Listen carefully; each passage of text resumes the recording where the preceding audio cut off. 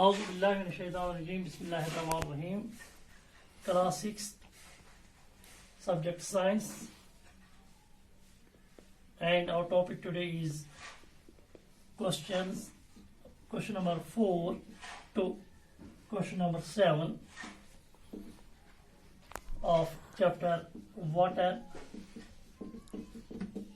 which is going on, and today on 13th July 2020 we are going to do these questions and hope you all will cooperate. Question number 4 in your book. Suppose you want to dry your school uniform quickly. हम मान लेते हैं कि हम अपनी uniform जो school की जो वर्दी है हम जल्दी जल्दी सुखाना चाहते हैं. Would spreading it near an अंगीठी और हीटर help? अगर हम इसको किसी अंगीठी के नज़दीक या किसी हीटर के नज़दीक लाएंगे क्या हो जाएगा? ये हमें हेल्प हो जाएगा ये सुखाने में, यानी जल्दी सूख जाएगी. If yes, how? अगर जल्दी सूख जाएगी तो क्यों, कैसे? क्योंकि जो किसी चीज का ड्राई होना है वो क्या है, उसमें जो वाटर है वो चेंज होता है वाटर वेपर में. That is called evaporation.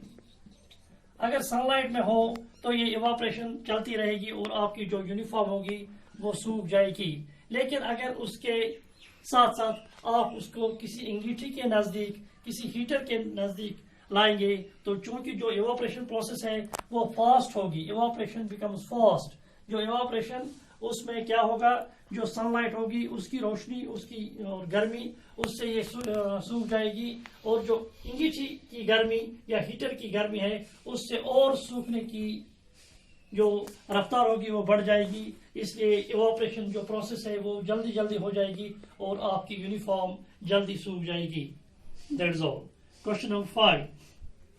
Take out a cooled bottle of water from refrigerator. अगर हम किसी फ्रिज में से किसी रेफ्रिजरेटर में से कोई ठंडी बोतल बाहर निकालेंगे and keep it on a table, और इसको किसी टेबल पर रखेंगे, फिर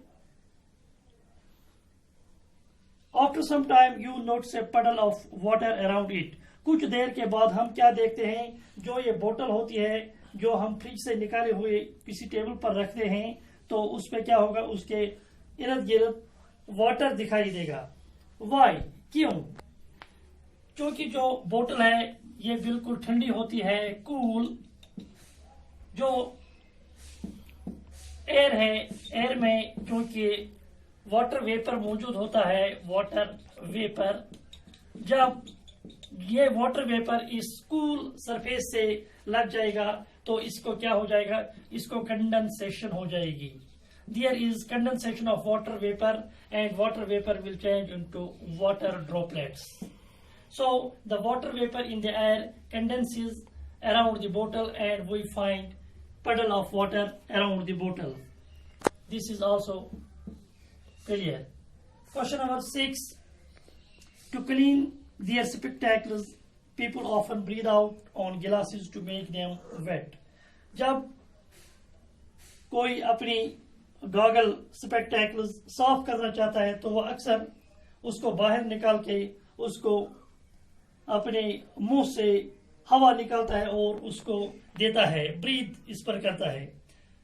explain why the glasses become wait. जब वो उसको अपना जो सांस है सांस मारता है उस स्पेक्टेकल को तो वो थोड़ा वेट हो जाता है, वो थोड़ा गीला पड़ जाता है. क्यों? क्योंकि जब वो सांस में से सांस निकालता है तो उसमें जो वाटर वेपर होता है वो इस गिलास पर लग जाता है, जो स्पेक्टेकल्स के जो गिलास हैं उन पर लग जाता है तो वो वाटर वेपर वहां कंडेंस हो जाते हैं और हम थोड़ा गीलापन महसूस करते हैं, वेट महसूस करते हैं. This is the water vapour in the breath condenses on the surface of glass of spectacles and it becomes wet. Clear? Question number 7. आज का last question. How are clouds formed? Clouds कैसे बनते हैं? जो हमें आसमान पर अबर दिखाई देता है ये कैसे बनते हैं, क्लाउड्स कैसे बनते हैं?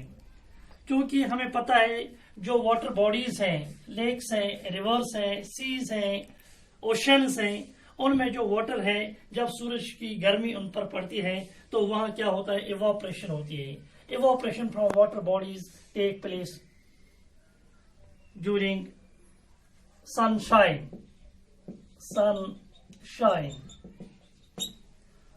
After that, the water vapor moves high in the air. The water vapor being light, it moves along with air high in the sky. There, this water vapor condenses into tiny droplets.